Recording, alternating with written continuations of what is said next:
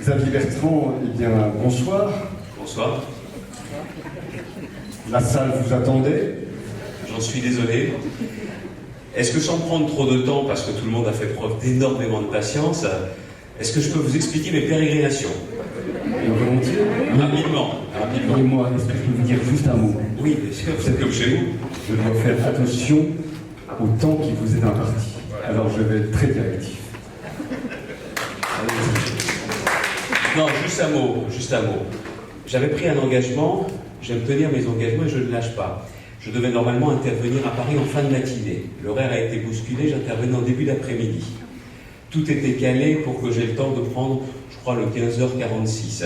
Je suis parti pendant l'intervention des différents intervenants, je prends le RER, j'arrive dans le train, contrôleur sympa qui me dit « Monsieur Bertrand, si vous allez à Lille, on doit vous dire qu'il y a 1h30 de retard parce qu'il y a une personne qui a été frappée par un Thalys à l'entrée de la LGV et donc entre Arras et Lille, vous êtes sur une voie classique. » De là, comme j'essaye d'être un tout petit peu organisé, que j'essaye de prévoir le pire, quelqu'un était capable quand même de m'emmener en voiture par le plus grand des bonheurs, pas d'embouteillage en sortant de Paris et quasiment pas en arrivant à Lille. Voilà pourquoi je n'ai pas monté Ludovine en me disant 25 et je suis là à 30. Le plus dur de tout ça, c'était vos escaliers pour arriver jusqu'ici.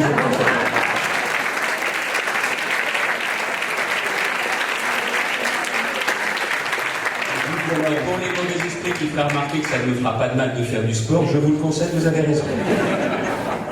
Vous voilà en tous les cas confortablement installé et prêt à répondre à un certain nombre de questions qui ont été posées à votre challenger, Jean-Philippe Tanguy, tout à l'heure, qui a répondu très concrètement aux questions qui lui ont été posées. Alors je vous invite à faire de même et j'ai une première question. Je pense même que je vais être plus concret sur la famille.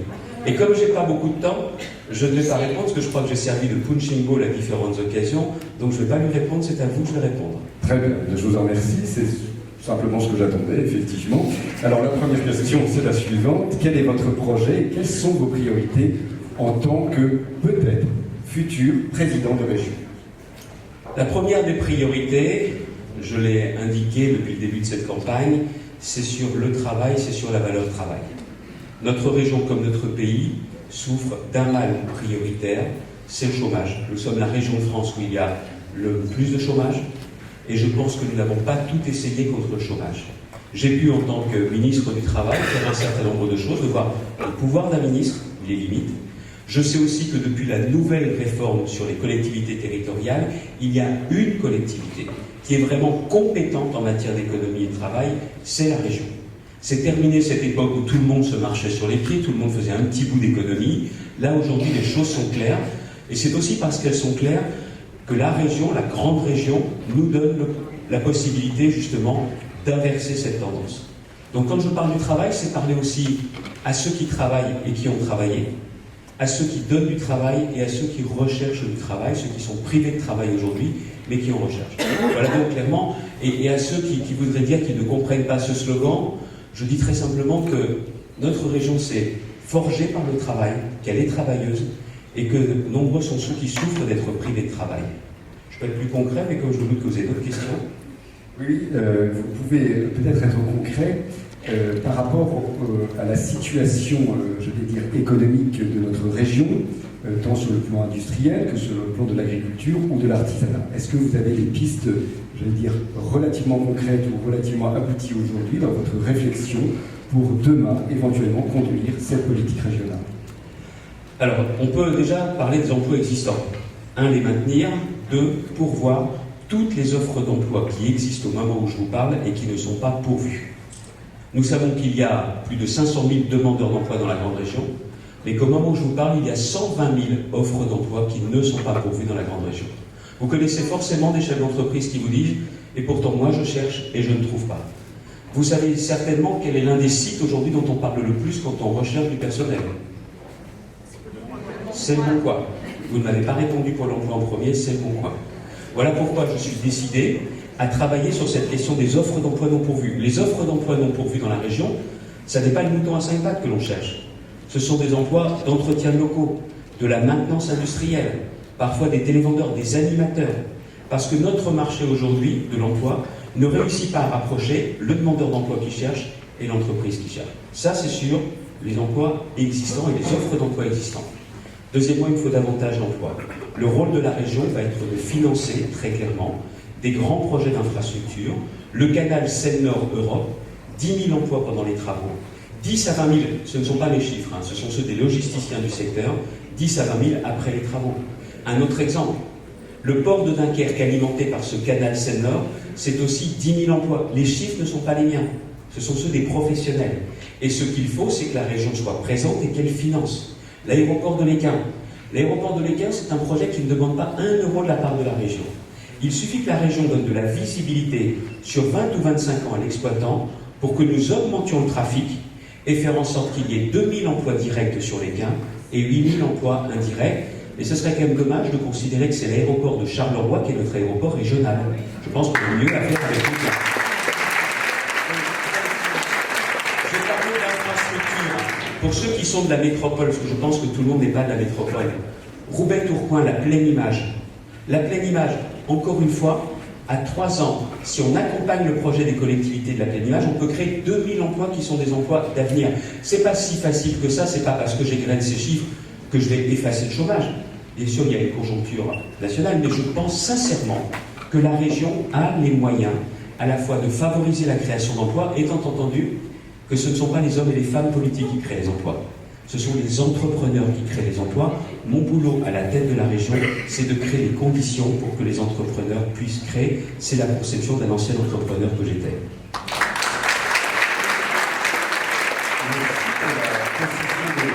Mais je ne vais pas parler agriculture.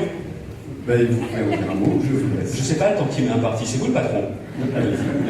Le patron vous cède la parole. L'agriculture, juste un mot, parce que j'ai parlé des emplois, des infrastructures, mais pour moi, entendons-nous bien, la grande région Nord-Pas-de-Calais-Picardie est une région qui a des atouts formidables. Le Nord-Pas-de-Calais, il n'y a pas de Picard, je crois, dans cette salle. Vous n'avez pas fait de réunion encore grande région. Vous êtes plutôt Nord-Pas-de-Calais. On attend les élections. D'accord. Non, juste pour vous expliquer. Vous étiez déjà une grande région, 4 millions d'habitants. Et vous aviez le littoral avec 3 grands ports, Boulogne, Calais, Dunkerque, et l'ouverture sur l'Europe. Ce que la Picardie amène, c'est une nouvelle taille. Nous sommes la troisième région par sa population.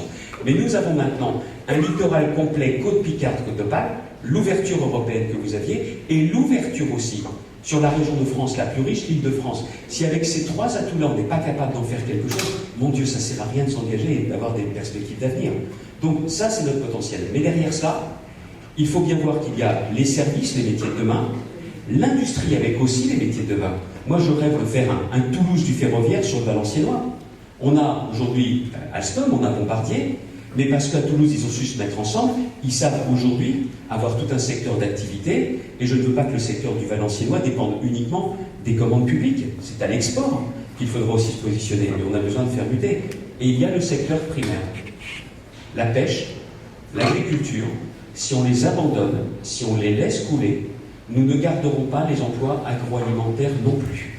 Le rôle de la région qui existe en plus, c'est que c'est la région qui va gérer clairement, concrètement, l'ensemble des fonds européens. Ce ne sont pas les technocrates de Bruxelles, ce ne sont pas les bureaucrates dans les ministères ou dans les directions départementales ou régionales, ce sont les élus de la région. Et j'ai décidé, parce que je mesure le fossé qu'il y a entre les politiques et la population, de demander aux gens qui savent de s'engager avec moi. Il y a sur ma liste des représentants des partis politiques, mais il y a aussi des membres de la société civile, et ce sont des agriculteurs qui vont piloter la politique agricole, comme des entrepreneurs viendront à mes côtés, parce que, quelle que soit la façon dont je parle de tout cela, je serai toujours moins crédible qu'un professionnel pour parler de problèmes aux professionnels.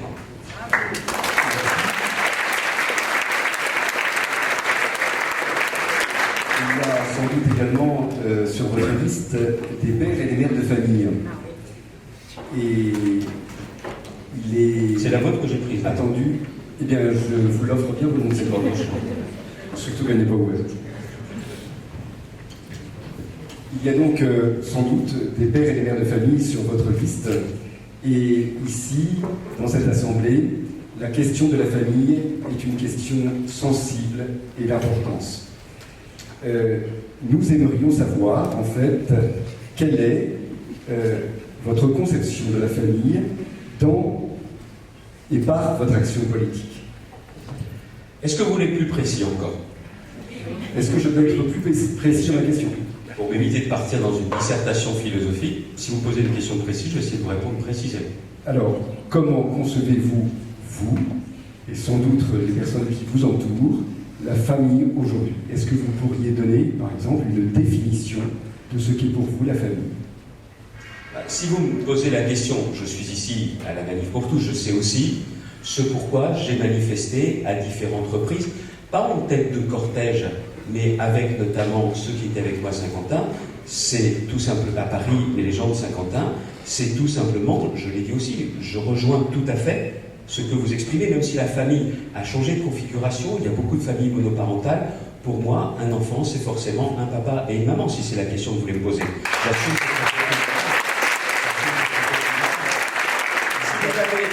Une question plus précise, je le dis, je vous répondrai aussi tout précisément. Je veux tout simplement ne pas passer à côté ou ne pas donner le sentiment de partir de dissertation pour être fuyant. C'est pas le genre de la maison Bertrand. Je ne fais que poser des questions et je vous remercie de vos réponses. Est-ce que, par exemple, vous pouvez nous donner un certain nombre d'exemples sur lesquels vous voudriez consacrer une partie de la politique de la région qui puisse favoriser ce qu'on va appeler l'épanouissement de l'enfant? Pour ne rien vous cacher, au début, quand j'ai engagé cette campagne, j'étais parti sur les compétences traditionnelles de la région. L'économie, les lycées, la formation continue, formation des demandeurs d'emploi, apprentissage, les transports régionaux.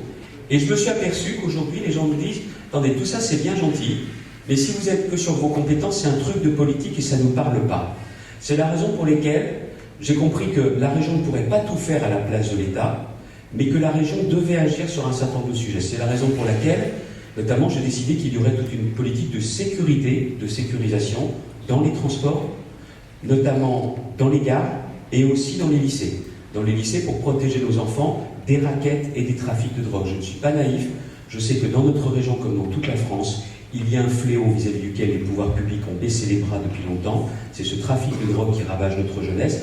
Je pense que je ne peux pas tout faire à la place de l'État, mais comme l'État n'agit pas assez, je veux que la région le fasse. De la même façon, et pour en avoir parlé notamment avec André-Paul Leclerc, qui est dans cette salle, avec Sébastien Leprêtre, qui est très investi sur ces questions de famille, pour en avoir parlé aussi avec des responsables de la Manif pour tous, je ne vais pas vous raconter d'histoire, je me suis aperçu que la prise en compte de la famille, aujourd'hui au Conseil régional, n'était pas garantie. Que s'il y avait quelques élus qui avaient cela en tête, c'était bien, mais qu'il n'y avait pas cette idée. Voilà pourquoi j'ai repris à mon compte, et ça figure dans l'ouvrage qui est consultable sur Internet et qui sera publié dans quelques jours, je dis très clairement qu'il y aura une commission famille au Conseil régional qui aura une vision transversale des dossiers, qui intégrera à la fois des élus et des personnalités qualifiées, des personnalités qui seront choisies par le président de région. Si vous souhaitez l'intégrer, vous y serez intégré très clairement. Cette idée n'était pas la mienne au départ, mais je suis un gros pragmatique et je me suis aperçu que dans ma ville, là aussi, on pense que ce n'est pas la compétence de la commune et pourtant j'ai maintenant cette préoccupation et je le ferai de la même façon à la région. Et puis il y a aussi autre chose. J'ai mis en place un conseil des droits et devoirs des familles à Saint-Quentin, c'était prévu par la loi, et je me suis aperçu que les résultats étaient plus importants que je ne le pensais au début. Je suis également pour installer dans les antennes de la région qui seront mises en place dans chacun des arrondissements des maisons des familles, parce que vous savez, c'est peut-être difficile d'être entrepreneur aujourd'hui, c'est peut-être difficile d'exercer telle ou telle profession, mais je ne suis pas sûr qu'il y ait quelque chose d'aussi difficile que d'être parent aujourd'hui. Ça n'est pas si simple que cela. Il n'y a pas forcément d'école des parents, et j'ai aussi une conviction, c'est que jamais on ne demandera à qui que ce soit d'autre qu'aux familles d'assumer le rôle d'éducation. Je le dis souvent, hier j'étais surpris de la réaction. Pour moi, l'école a un rôle, l'instruction, mais l'éducation, c'est l'affaire des parents.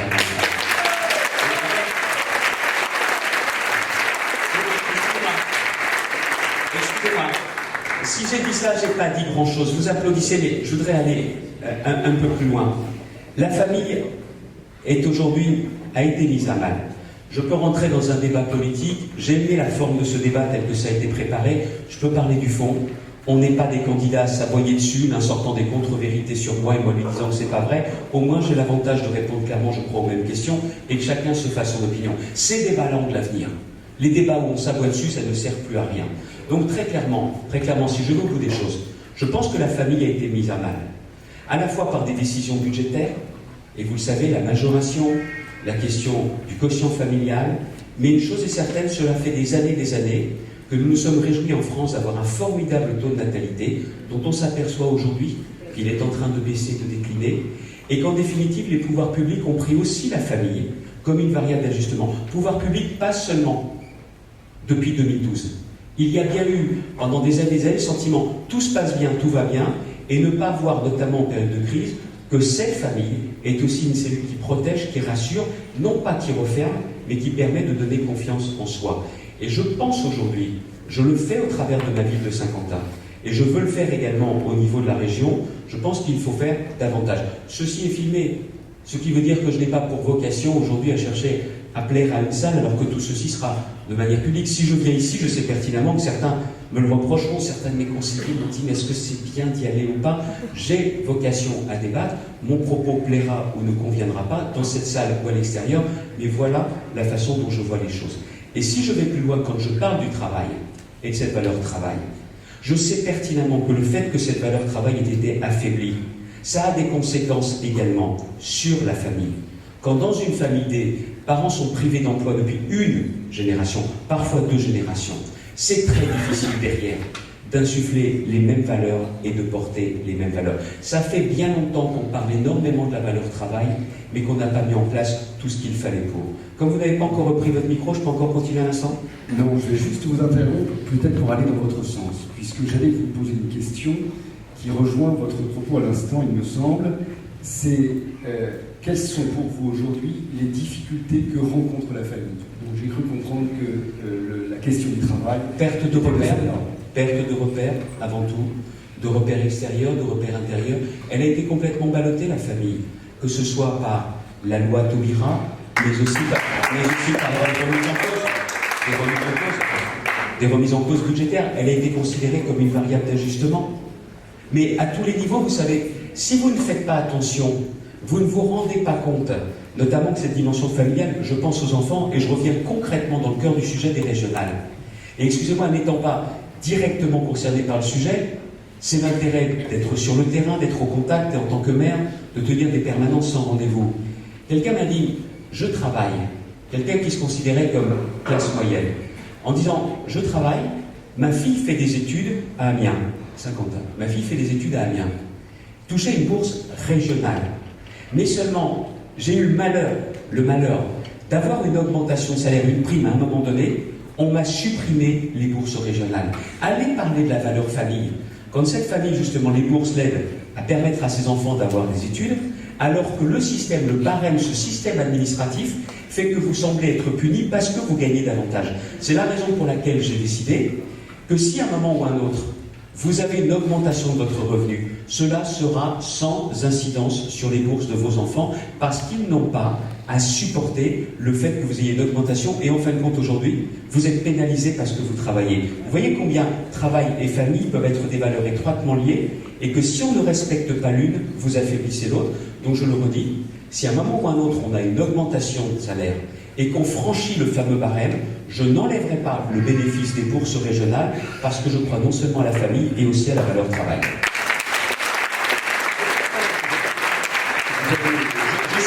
Je suis bavard. Et certains de mes amis m'ont dit, ça va coûter cher ton histoire. Mais vous voyez, on ne se rend même plus compte des choses. C'est qu'en fin de compte, une famille touchait 1 000 € par exemple de bourse. Elle gagne un peu plus.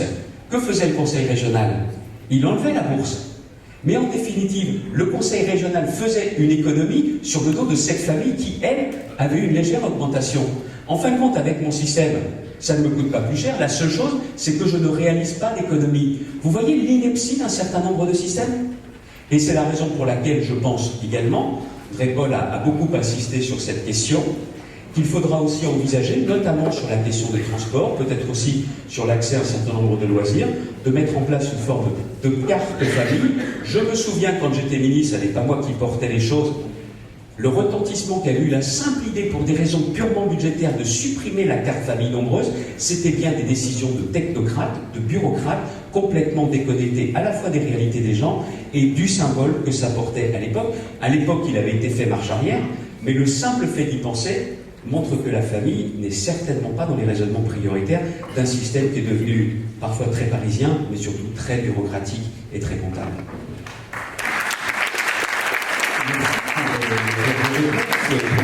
Une fois que vous lisez dans mes pensées, parce que vous anticipez... J'ai beau être assureur, on avait l'habitude de lire à l'envers le contrat qu'on ne voulait pas vous montrer. Mais je vous jure que je ne le fais pas sur votre feuille. Et nous, assurer, c'est tellement utile qu'on signe sans savoir ce qu'on signe. L'important, c'est que vous soyez rassurés. On le lit quand on est remboursé des sinistres. Alors, les arbitrages en matière budgétaire, parce que effectivement, vous nous dites qu'il y aura un certain nombre d'efforts, si je vous ai bien entendu, qui seront faits en faveur des familles, notamment pour les familles qui ont des enfants scolarisés ou en études supérieures. Ou qui utilisent les transports. Ou qui utilisent votre enfant va au lycée, vous êtes pris en charge. Il va dans la même ville à l'université, vous êtes plus pris en charge totalement. C'est pas une injustice? Je ne réponds pas, monsieur, à vos questions. Je ne fais que poser des questions. Et je voudrais laisser moi au bout de ma question. Vous allez devoir faire, en tant que futur peut-être président de région, des arbitrages, parce que effectivement nous sommes quand même dans une période, je ne sais pas si on peut dire de paupérisation des budgets, mais en tout cas de réduction, de contraction de ceux-ci. Comment peut-on à la fois favoriser les budgets, j'allais dire, en faveur des familles, d'une véritable politique familiale régionale, tout en ne remettant pas en cause d'autres budgets, ou au contraire en faisant le choix de réduire tel ou tel budget? La maison d'à côté va devoir faire de singuliers efforts. La maison d'à côté, c'est ce grand bâtiment qu'est le Conseil régional du Nord-Pas-de-Calais, comme le Conseil régional Picardie. Alors je vais être très clair et très concret. Cette réunion est publique, elle sera diffusée. Élu à la tête de la région, je vous le dis, j'aime beaucoup mes fonctionnaires municipaux, mais je ferai à la région la même chose qu'au niveau de la mairie de Saint-Quentin. Je diminuerai le nombre de fonctionnaires régionaux. Comment je vais faire? Il y en a un certain nombre qui sont statutaires. Je vais donc, à chaque fois qu'il y aura des départs à la retraite, me poser la question, est-ce qu'il est indispensable de les remplacer, oui ou non? Il y a déjà une réponse que j'ai. Dans les deux sièges, dans ces deux bâtiments, celui qui est ici comme celui qui est à Amiens, les effectifs du siège ont doublé en 10 ans. Vous ne me ferez pas croire que nous avons besoin à l'avenir de garder exactement le même nombre de fonctionnaires. À la mairie de Saint-Quentin, personne d'autre que moi ne signe un recrutement. Personne d'autre. Vous pourrait penser que le système est très centralisé. C'est la seule façon d'avoir la garantie qu'on sait m'apporter la justification du remplacement d'un personnel. À la police municipale, je remplace les départs à la retraite. Dans d'autres services où j'ai optimisé, mieux géré, je ne remplace pas les départs à la retraite. Voilà la raison pour laquelle nous avons 8600 agents. Après, vous en avez des intermittents, mais 8600 agents. Je vous le dis très clairement, vous prendrez l'effectif fin décembre 2015, vous le prendrez 6 mois après, 1 an après et 6 ans après. Avec moi, il y aura moins de fonctionnaires à la région. Là où c'est important, et je ne remets pas en cause le travail des fonctionnaires, efficaces, loyaux, je respecte leur travail. Mais à chaque fois que vous remplacez aujourd'hui un fonctionnaire, vous devez savoir que pour une collectivité, c'est un engagement qui porte sur au moins 42 ans de carrière. Et que c'est aussi un engagement, comme c'est un fonctionnaire, sur 21 ans de retraite en moyenne. Du jour où vous recrutez quelqu'un dans la fonction publique avec le statut de la fonction publique, c'est un engagement qui compte. Et si je peux me permettre, et si c'est un homme, vous devez en plus garantir pendant 10 ans le paiement de la pension de reversion à sa veuve. Pour tout recrutement dans la fonction publique, vous devez imaginer que ce n'est pas un recrutement pour un an, c'est un recrutement qui engage la collectivité pour toutes ces années. Donc clairement, ce sera ça. Deuxièmement, je ferai à la région ce que je fais dans ma ville de Saint-Quentin. À Saint-Quentin, depuis 5 ans, je n'ai pas augmenté les impôts locaux, je n'augmenterai pas les taxes et le peu de fiscalité qu'il y a au niveau de la région, je n'augmenterai pas, mais seulement pour cela, je vais devoir gérer, comme vous gérez votre argent familial, c'est-à-dire ne pas dépenser plus que ce que l'on a. Et si cela avait été mis en pratique depuis bien longtemps par tout le monde, nous n'aurions pas un pays à 2 doigts du gouffre budgétaire et on n'aurait pas des Français qui n'en peuvent plus des impôts, parce que bien évidemment, bien souvent, les politiques n'ont pas géré en bon père de famille ou en chef d'entreprise. C'est aussi simple que ça. Plus je reviens avec les réflexes d'entrepreneur. Ne pas dépenser plus que ce qu'on gagne. Je sais que c'est peut-être pas ce qu'on enseigne à l'ENA, ça tombe bien, j'ai pas fait l'ENA. Mais je sais pertinemment que nous ne pouvons plus réussir avec des gens qui sont avec un ras-le-bol fiscal comme je n'ai jamais vu, avec en plus, nous savons bien, l'explosion qu'il y a eu depuis 3 ans. Donc c'est un engagement que je prends. Ça veut dire que, si je peux me permettre, avec l'argent public, je suis plus radin qu'avec mon argent à moi. Eh bien, je crois que la salle a entendu. Encore deux questions, si vous me le permettez. La première, je crois que vous en avez dit un mot tout à l'heure, mais c'est peut-être intéressant d'y revenir.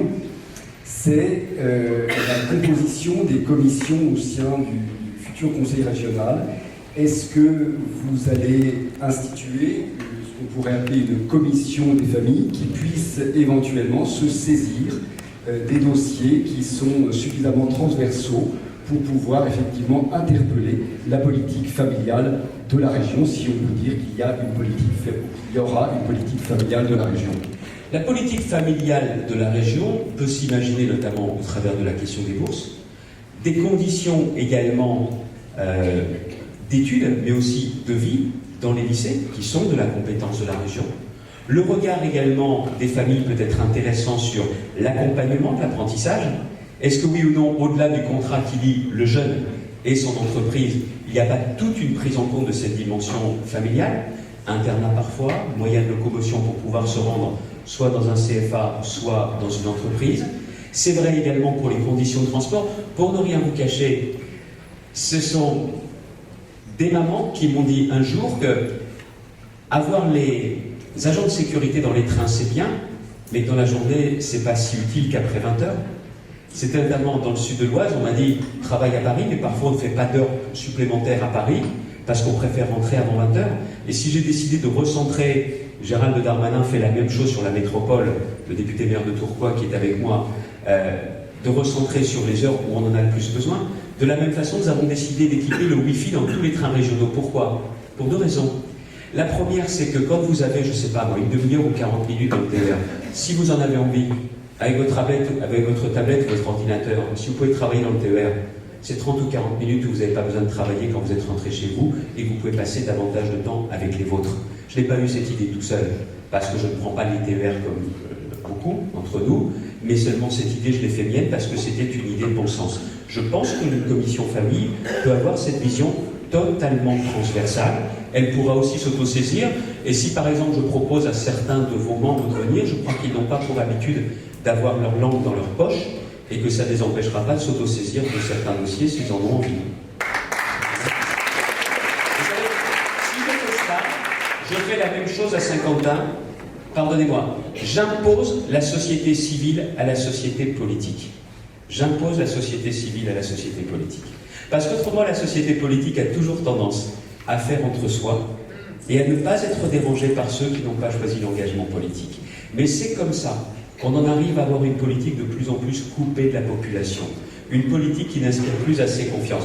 Peut-être est-ce parce que j'ai toujours été un petit peu considéré avec peut-être condescendance à Paris, par certains responsables parisiens. Je n'ai pas fait Sciences Po, je n'ai pas fait l'ENA, je ne suis pas parisien, je suis provincial. Mais toujours est-il que je mesure peut-être plus que d'autres le besoin que nous avons aujourd'hui de nous reconnecter. La France a un problème avec ses élites, non pas un problème de qualité de ses élites, mais un problème de déconnexion des élites. Et je pense que, à quelque niveau que ce soit, une mairie ou une région, il est vraiment possible de reconnecter, de refaire de la maille du lien. Merci.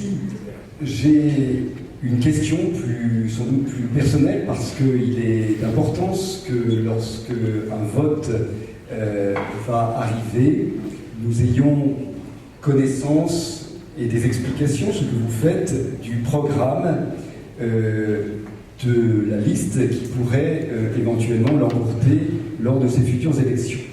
Mais il est d'importance également que nous connaissions mieux l'homme qui est à la tête de cette liste. Et mieux encore que connaître l'homme, c'est connaître ses idées. Alors je voudrais vous poser cette question assez personnelle, mais qui doit conduire à mon avis votre action.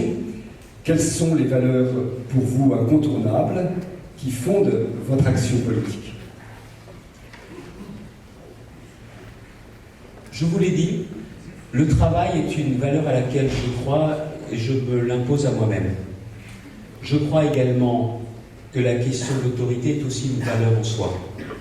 Après, si vous parlez notamment de la question de la famille, c'est celle-ci, quelle que soit son histoire personnelle, quelle que soit son histoire familiale, oui, c'est quelque chose qui effectivement compte. L'amitié est là, mais la famille, c'est quelque chose de profondément différent. Si vous voulez me poser des questions plus précises encore, j'essaierai d'y répondre plus précisément. Après, sur la notion d'engagement. Je me suis engagé en politique parce que je me suis aperçu, je n'ai pas d'aptitude créative, culturelle, sportive ou autre. Je m'aperçois que la politique donne un sens à ma vie. Elle me permet tout simplement de ne pas être spectateur, d'être, par exemple, acteur. C'est pour ça que je m'engage. Je crois beaucoup à la valeur de l'engagement. Et je sais aussi une chose, c'est que nous ne sommes que de passage, notamment dans les fonctions, mais que nous devons essayer de faire des choses bien à l'occasion de ce passage. Et d'essayer aussi, si je peux me permettre, et je dis ça avec davantage d'expérience, je suis à 50 ans, je suis aussi à un moment certainement où je ne vais pas dire que j'ai changé, on a déjà fait le coup de j'ai changé, je suis plutôt moi-même aujourd'hui, je suis moins, allez, comment dirais-je, attiré, aspiré par les médias et les journalistes, j'ai connu toute cette époque-là, et je pense que l'essence aujourd'hui est de faire. Dans le mot pouvoir, c'est pas le mot qui m'intéresse le plus, c'est le verbe. Je pense sincèrement que m'engager à la tête de la région peut permettre aussi de sortir notre région du déclin. C'est un micro que j'ai à la main, c'est pas une baguette magique. Je ne suis pas Superman. Il n'y aura pas de planche à billets dans les sous-sols du conseil régional, mais je pense qu'avec des valeurs ancrées, peut-être un peu plus d'énergie que la moyenne, peut-être aussi que davantage de bon sens que la moyenne, on peut faire des choses bien. Et puis je vais aussi vous donner un exemple, parce que me revient en tête ce que j'avais dit à Ludovine voilà quelques mois. La politique permet de porter des idées et des valeurs. Il y a aussi un engagement qui pour moi est important. Je vous ai dit, redonner du travail, redonner confiance, redonner de l'espoir, c'est essentiel. Et puis il y a des choses auxquelles on croit, qu'on voit venir dans la société, qui a priori vous dépassent, mais si vous avez la chance d'exercer des responsabilités politiques, vous pouvez essayer de faire bouger les choses. Je suis aujourd'hui profondément inquiet par quelque chose qui est en train de rentrer sournoisement dans la société, qui est le transhumanisme. Je le dis très clairement, je ne sais pas si ce sujet est hors sujet, mais notre conversation... Il n'est pas hors sujet puisque Ludovine de la Rochère, on a... Je sais, mais c'est une conversation que nous avons eue. Je sais qu'il n'est pas d'habitude que ce sujet soit abordé par les politiques. Il y a aujourd'hui un danger terrible. Quand certains nous disent que Google est inquiétant, sur notamment les moteurs de recherche, et en définitive, tout ce qu'ils font à leur profit, ça n'est pas ça le plus inquiétant. Le plus inquiétant aujourd'hui sont ceux qui sont en train de changer profondément les règles de la nature, et qui sont en train aujourd'hui de nous dire que tout simplement parce qu'on va repousser les limites de la vie et qu'un jour on réussira à vaincre la mort, eh bien je suis désolé, cette société-là ne sera plus la nôtre et l'homme ne sera plus l'homme. Et là aujourd'hui, s'il y a un moment ou un autre, parce que vous faites de la politique, la possibilité d'être le porte-parole de ces convictions de bon sens qui pourront penser, et excusez-moi d'imposer cette grille de lecture, que l'homme puisse être réparé me semble normal grâce à la technique et à la technologie. Que l'homme puisse être augmenté, nous commençons déjà à franchir une frontière particulière, mais que l'homme soit transformé. Et dans ces conditions-là, on en revient aussi aux questions de PMA et de GPA, donc vous savez pertinemment ma position, que je suis contre leur ouverture comme elle avait été prévue, et c'est vrai que le fait que vous soyez manifesté avec d'autres a permis d'éviter d'aller trop loin. Pour l'instant, il faudra rester mobilisé. L'homme transformé, ce qui est la fin du transhumanisme, sous couvert d'immortalité, c'est un danger sans pareil pour notre civilisation et surtout pour nos enfants. J'ai 50 ans, je connais à peu près mon espérance de vie, mais je sais pertinemment que je ne peux pas leur laisser à eux un monde comme celui-là. Et si je vous dis cela, c'est parce que cette conversation, je l'ai prolongée, et je suis prêt en tant que président de région, ça rentrera dans les compétences de la région, à financer en partie une chaire, notamment dans une université de Lille, qui est tout à fait capable de le faire et qui m'a dit qu'elle y serait prête, à mettre l'argent qu'il faudra pour avoir une chaire universitaire pour combattre ces thèses du transhumanisme qui sont un véritable danger pour notre civilisation. M'engager à la tête de la région, c'est me donner aussi la possibilité de pousser mes idées et d'éviter peut-être à mon modeste niveau de faire en sorte que l'irréparable se produise. Pour ne rien vous cacher, c'est aussi pour ça que je fais de la politique.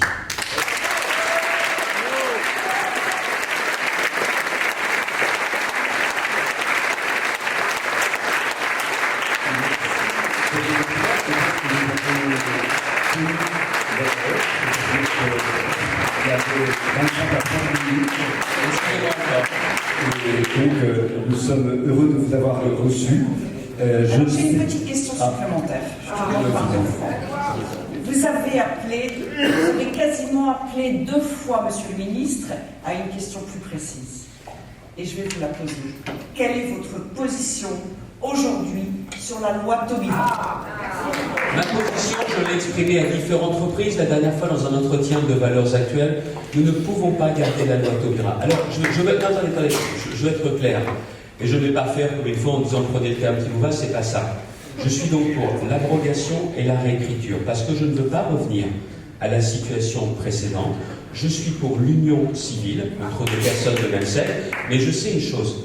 Tant qu'on gardera le mariage, il y aura forcément l'adoption derrière. Cela entraînera forcément, quoi qu'il arrive, toutes les conséquences liées au mariage. Voilà pourquoi je ne veux pas, et je dis que l'on ne peut pas garder la notion de mariage. Cette position est connue. Cette position, bien évidemment, ne fera pas que des heureux. Il faut assumer d'avoir ses convictions. Elles plaisent ou elles ne plaisent pas, et je les exprime devant vous. Je le dis très clairement, je regrette qu'après 2007, comme nous l'avions dit, nous ne soyons pas engagés à faire évoluer le Pacs. Parce que si nous l'avions fait évoluer, je pense qu'il n'y aurait pas eu une pression sociale, sociétale ou culturelle. Il y a une chose que je veux faire. Il y a aujourd'hui un certain nombre de réformes qui sont rendues, par exemple, indispensables par des évolutions démographiques. Vous ne réformez pas les retraites, à cause des déficits, à cause de l'allongement de l'espérance de vie, vous ne garantirez pas le paiement des retraites à tous nos retraités. Il y a aussi parfois des conséquences financières. La crise de 2008 nous oblige à nous réformer. Mais je réfute cet effet de mode qui dit que parce que dans certains pays, on a décidé d'être plus moderne que nous, nous serions obligés d'être modernes. Et je réfute aussi l'idée qui consiste aussi à dire que parce que la loi est votée, que parce que la gauche l'a voulu, il n'y a pas de changement possible. Ou alors, je suis désolé de le faire plus politique. Parce que là, c'est aussi clairement abdiquer complètement le fait que le politique serve à quelque chose. Ça veut dire abdiquer totalement le fait que, bien évidemment, il y aurait des poussées sociales, sociétales ou modernistes, et qu'à partir du moment où vous y opposez, vous êtes un vieux ringard. Alors je ne sais pas si je suis ringard, j'exprime juste mes convictions. Je ne dis pas qu'il faut revenir à la situation d'avant, mais si l'on garde le mariage, on aura forcément les conséquences du mariage, et là, ça n'est plus ma conception à moi. Voilà ma position.